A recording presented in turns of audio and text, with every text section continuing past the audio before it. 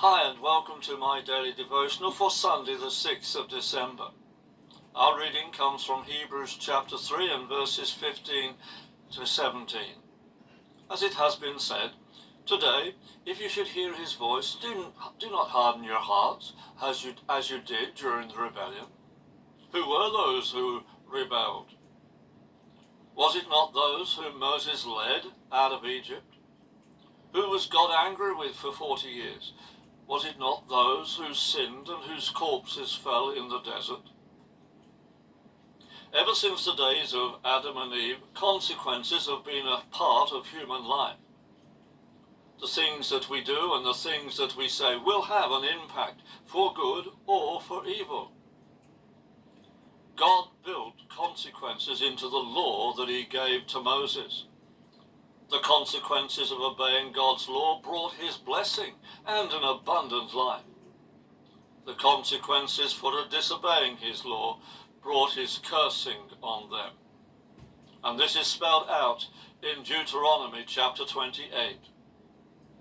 The consequence of having a hard heart towards God is to place ourselves under the wrath of God. We must note that a hard heart is self-inflicted.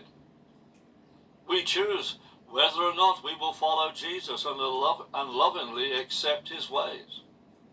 This includes accepting the discipline that he brings into our life.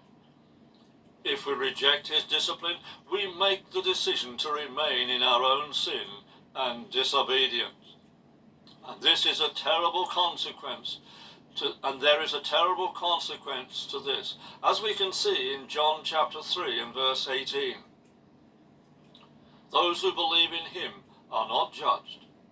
Those who do not believe have already been judged, because they have not believed in the name of the one and only Son of God. This is the consequence of choosing not to believe Jesus and a refusal to follow his ways. The danger of a hard heart is that our attitudes are affected by it, and consequently our heart gets harder. The consequence is that we push ourselves further and further away from God.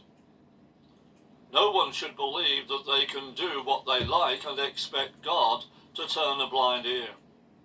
However, in spite of the hardness of our hearts, our Heavenly Father sent Jesus to rescue us and give us a new heart that delights in doing his will.